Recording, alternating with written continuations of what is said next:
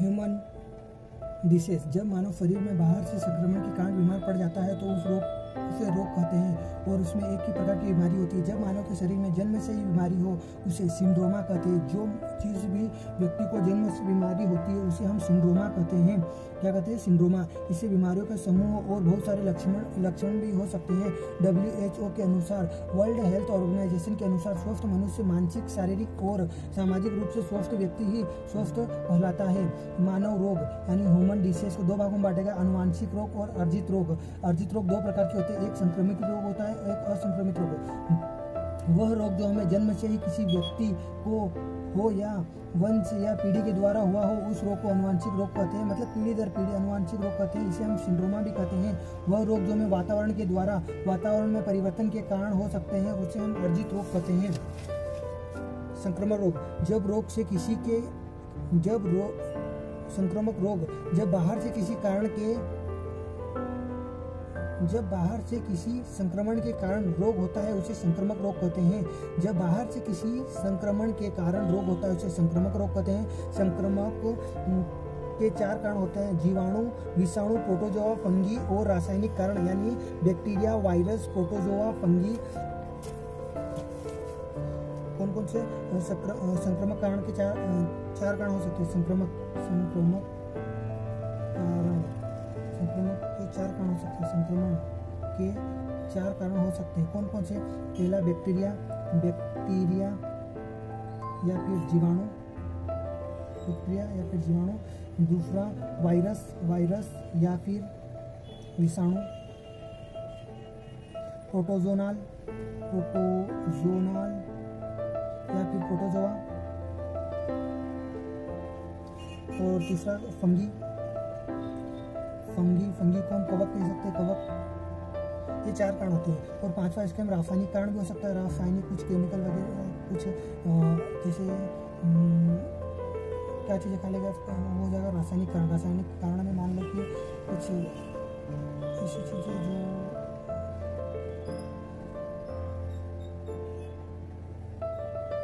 कुछ लिखा नहीं है, ठीक है। भौतिक कारण में क्या है? छठा भौतिक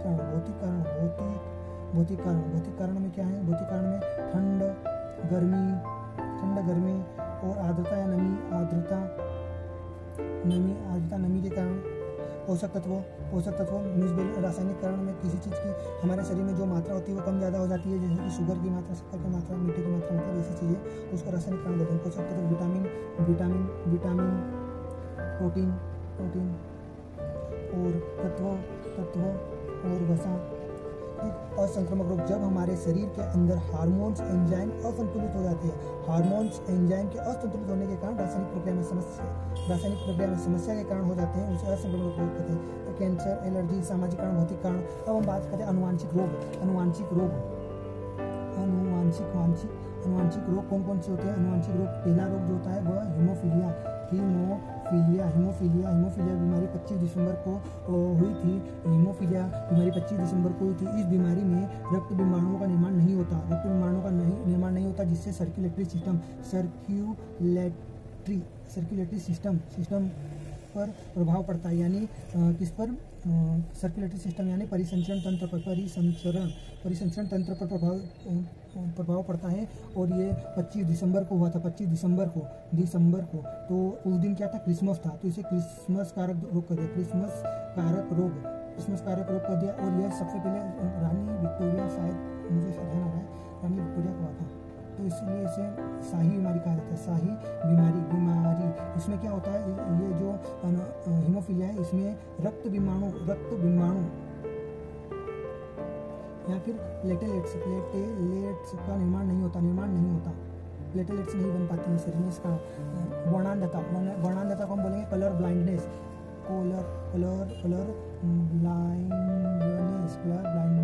यानी वर्णांधता। यह बीमारी हमारी आंखों से संबंधित है। इसमें हमें फ्लाका सेल्स जो होती है, फ्लाका कोशिकाएं जो होती है, उसमें हमें फ्लाका कोशिकाओं में समस्या हो जाती है, यानी कुछ परेशानी आ जाती है। उस कारण हमें ब्लू रेड ग्रीन जो कि हमारे प्राथमिक रंग है उन्हें प्राथमिक रंग ढंग से दिखाई नहीं देते, उनमें अंतर करना मुश्किल हो जाता है, अंतर करना डिफरेंट करना मुश्किल हो जाता है। इसे हम क्या कहते हैं, कलर ब्लाइंडनेस। इस रोग में शाखा कोशिकाओं में समस्या होने के कारण मनुष्य को प्राथमिक रंग हरा, लाल, नीला देखने और उनमें अंतर करना मुश्किल हो जाता है। क्लाइनफिल्टर सिंड्रोमा, क्लाइनफिल्टर सिंड्रोमा, क्लाइनफिल्टर सिंड्रोमा। नर गुणसूत्र में समस्या होने के कारण ट्रांसजेंडर हो जाते हैं, यानी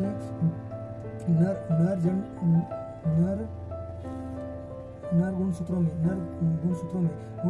समस्या हो जाने के कारण ट्रांसजेंडर हो जाते हैं, जैसे कि जिससे हम छक्का वगैरह जो किन्नर होते हैं उन्हें कहते हैं किन्नर बन जाते हैं। इससे नर गुणसूत्र में समस्या होने के कारण ट्रांसजेंडर हो जाते हैं। टर्नर सिंड्रोमा, चौथा देखा हमने, पहला कौन सा देखा, हीमोफीलिया देखा, पहली बीमारी कौन सी देखी, हीमोफीलिया। और दूसरा कौन सी देखी, वर्णांधता, क्लाइन ब्लाइंडनेस। और तीसरा देखा हमने क्लाइनफिल्टर सिंड्रोमा,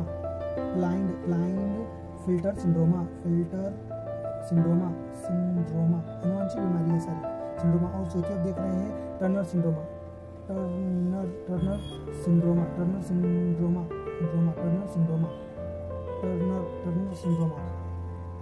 के मादा अलोसोसोम में समस्या होने के कारण वे बांझ रह जाती है।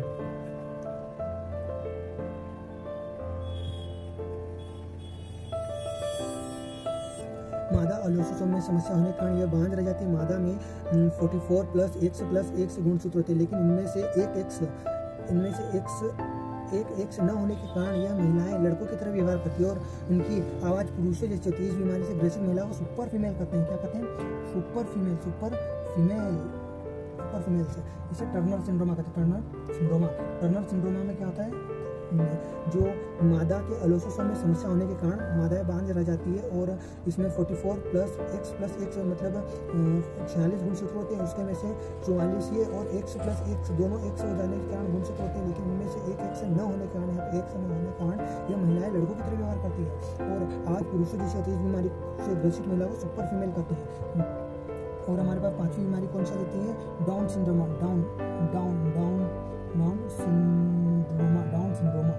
या डाउन सिंड्रोमा। यह रोग ऑटोसोम के 21वें गुणसूत्र में दिक्कत होती है। और जो टर्नर सिंड्रोम आता है इसमें 44+X में से एक X मिस होने के कारण टर्नर सिंड्रोमा होता है और इसमें महिलाएं सुपर फीमेल बन जाती है, जिनकी जो गर्भपात नहीं कर पाती, मतलब बांझ रह जाती है और पुरुषों की तरह आवाज़ मोटी निकलती है। इसे हम टर्नर सिंड्रोमा कहते हैं। ये 44+X गुणसूत्र में X+X, तो इसमें एक X में समस्या होने के कारण ऐसा होता है। और डाउन सिंड्रोमा में 21वें गुणसूत्र में समस्या होने के कारण यह रोग ऑटोसोम के 21वें गुणसूत्र में एक और गुणसूत्र का निर्माण हो जाता है। यह पुरुषों और महिला दोनों में होता है।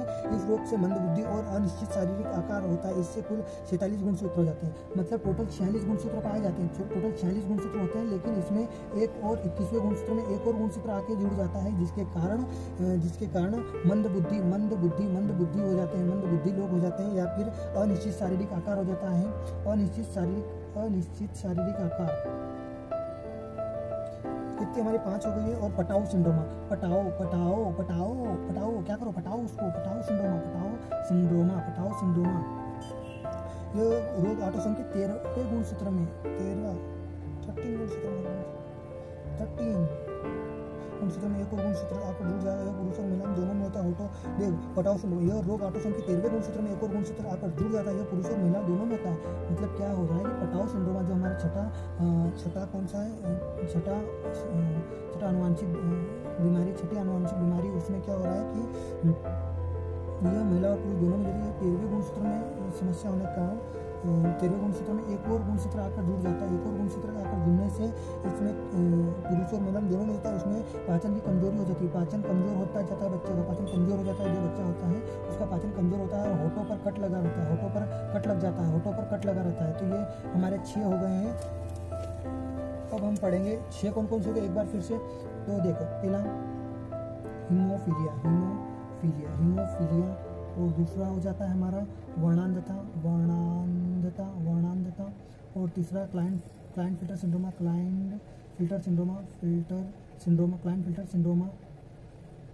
और चौथा जो हो जाता है वो हो जाता है क्लाइंट हो गया, फिर टर्नर सिंड्रोमा, और पांचवा जो हो जाता है ये डाउन सिंड्रोमा,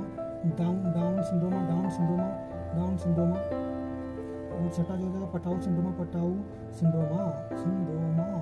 हमारे टोटल कितने डिसीज हो गए? हीमोफीलिया, वर्णांधता, क्लाइंटफिल्टर सिंड्रोमा, टर्नर सिंड्रोमा, डाउन सिंड्रोमा, पटाऊ सिंड्रोमा। हीमोफीलिया में क्या होता है बीमारी, मतलब क्या नहीं किस कारण होता है, मतलब तो इसमें प्लेटलेट्स नहीं बनती, और ये इसके बारे में थोड़ा बताओ। तो हीमोफीलिया जो होता है वह प्लेटलेट्स नहीं बनती, ये बीमारी 25 दिसंबर को हुई थी, इसलिए इसे हम 25 दिसंबर को हुई थी, इसलिए इसे क्रिसमस कारक रोग कहते हैं। क्या कहते हैं? क्रिसमस कारक रोग कहते हैं। और यह इसे शाही बीमारी भी कहते हैं, क्योंकि यह रानी विक्टोरिया को हुई थी, इसलिए इसे शाही बीमारी कहा जाता है। इसमें हमारा सर्कुलेटरी सिस्टम यानी परिसंचरण तंत्र प्रभावित होता है। दूसरा वर्णांधता में हमारी श्लाका कोशिकाओं में समस्या हो जाती है, आंखों की श्लाका कोशिकाओं में समस्या हो जाती है, जिसके कारण हमें ब्लू, रेड और ग्रीन जो कलर्स होते हैं उनमें डिफरेंस करना, अंतर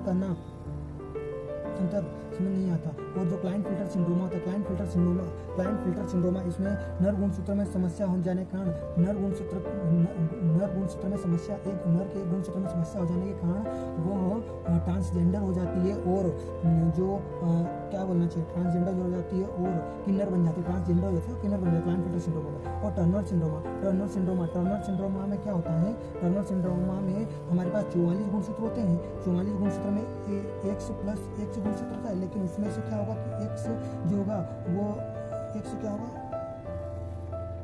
हाँ, टर्नर सिंड्रोमा में 44 प्लस X होता है, लेकिन एक X मिस हो जाता है, इसलिए यहाँ टर्नर सिंड्रोमा में। और ये जो महिलाएं होती है किसी बार इनकी आवाज़ पुरुषों जैसी आती है, इसलिए इन्हें सुपर फीमेल कहते हैं, कौन से? टर्नर सिंड्रोमा में। और डाउन सिंड्रोमा में क्या होता है? Down to earth. Down syndrome में 46 जो गुणसूत्र होते हैं, इसमें एक गुणसूत्र और आकर जुड़ जाता है। क्या एक गुणसूत्र और आकर जुड़ जाता है, जिससे यह 47 गुणसूत्र हो जाते हैं। 21वां जो डाउन सिंड्रोमा होता है, इसमें 21वां जो गुणसूत्र होता है उसमें एक और गुणसूत्र आकर जुड़ जाता है, जिससे टोटल 46 गुणसूत्र हो जाते हैं। 21वां जो जोड़ा आता है, 21वां गुणसूत्र का जो जोड़ा होता है उसमें एक और गुणसूत्र आकर जुड़ जाता है, जिसके कारण मंदबुद्धि और अनिश्चित शारीरिक आकार हो जाए। और पटाऊ सिंड्रोमा में क्या होता है? पटाऊ सिंड्रोमा में यह ऑटोसोम के 13वें गुणसूत्र में गड़बड़ी होने के कारण 13वें गुणसूत्र में एक और गुणसूत्र आकर जुड़ जाता है, जिससे कि जो बच्चा होता है उसका पाचन कमजोर होता है, और होठों पर कट लग जाता है। ये हमारे कौन से रोग हो गए? तो अनुवांशिक रोग हो जाते हैं। अब आगे बात करते हैं हमारे रोगाणु जनित रोग। ऐसे सूक्ष्मजीव जो बीमारी फैलाते हैं उन्हें रोगाणु कहते हैं। जीवाणु, विषाणु, प्रोटोजोआ, कवक, बैक्टीरियम,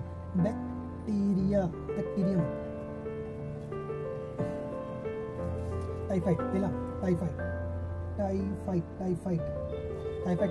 रोग को साल्मोनेला टाइफी नामक बैक्टीरिया का नाम क्या है? बैक्टीरिया नाम साल्मोनेला टाइफी के कारण होता है, साल्मोनेला टाइफी बैक्टीरिया कारण होता है। और इससे प्रभावित अंग कौन होता है? इससे प्रभावित अंग क्या होता है? आंत होती है, आंतों को प्रभावित करता है ये। और जीवाणु हमारे शरीर में दूषित पानी और भोजन के द्वारा फैलते हैं। टाइफाइड के अन्य नाम मोतीझरा, आंत का बुखार। टाइफाइड का अन्य नाम क्या कौन से? मोतीझरा, टाइफाइड का नाम मोतीझरा और आंत का बुखार, मोतीझरा कहते हैं, आंत का बुखार भी कहते हैं। टाइफाइड को हम मोतीझरा के नाम से जाते हैं, आंत का बुखार के नाम से जानते हैं। और टाइफाइड जब होता है तो इससे हमारी आंतें प्रभावित होती है, शरीर की आंतें प्रभावित होती है। और जो टाइफाइड जो होता है ये होने का कारण क्या होता है? कारण जो होता है वह दूषित